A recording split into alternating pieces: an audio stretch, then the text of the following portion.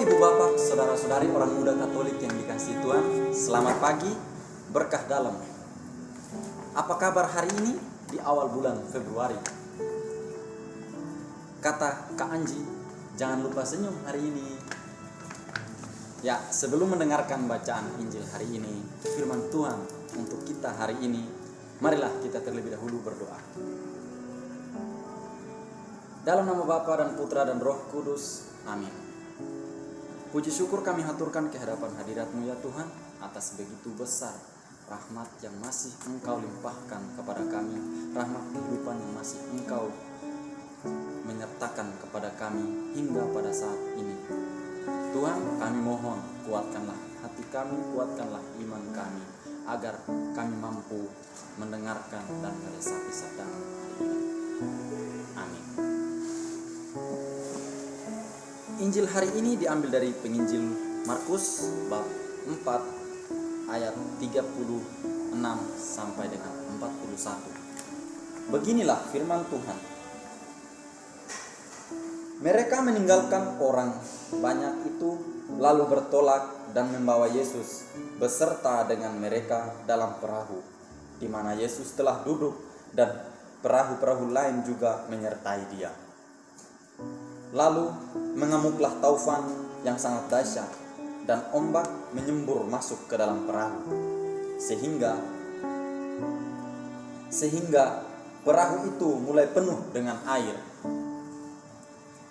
Pada waktu itu Yesus sedang tidur di buritan di sebelah sebuah tilam. Maka muridnya membangunkan dia dan berkata kepadanya, "Guru, engkau tidak peduli kalau kita binasa?" Ia pun bangun, menghardik angin itu dan berkata kepada danau itu, "Diam, tenanglah." Lalu angin itu reda dan danau itu menjadi teduh sekali. Lalu ia berkata kepada mereka, "Mengapa kamu begitu takut? Mengapa kamu tidak pernah percaya?" Mereka menjadi sangat takut dan berkata kepada yang lain, "Siapa gerangan orang ini sehingga angin dan danau pun taat kepadanya?" Demikianlah firman Tuhan. Terpujilah Kristus.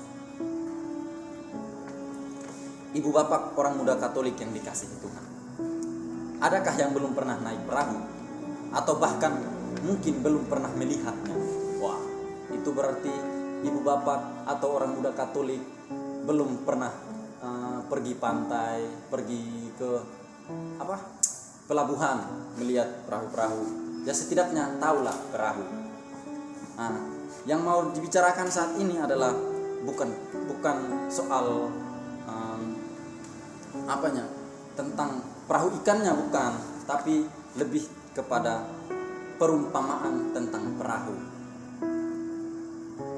Hidup kita ibarat sebuah perahu di tengah samudra.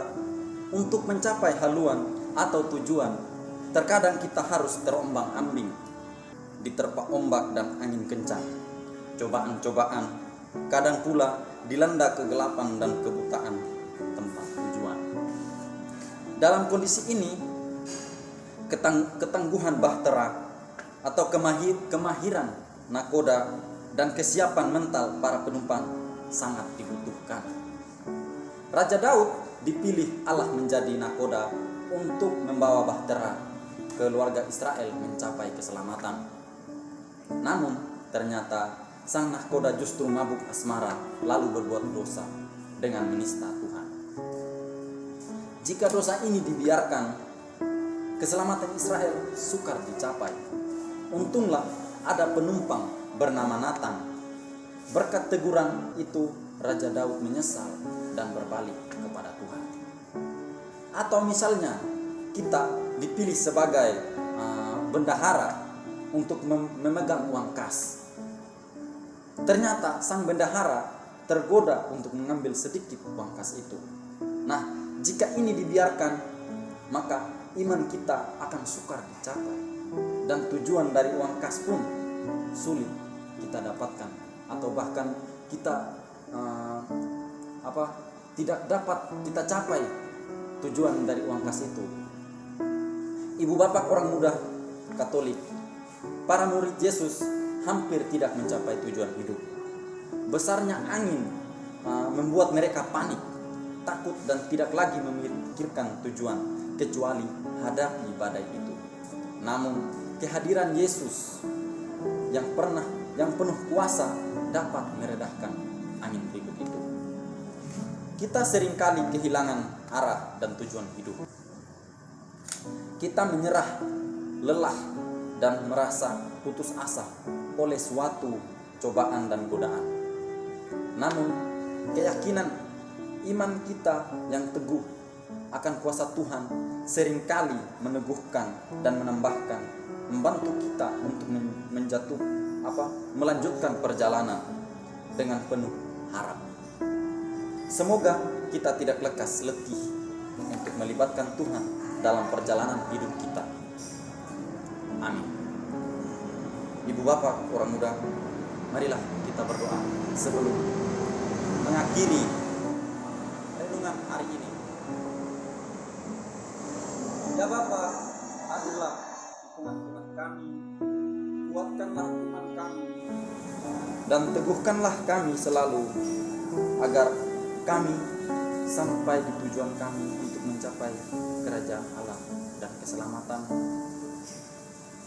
dapat disertai oleh-Mu, dan jauhkan kami dari segala godaan dan cobaan.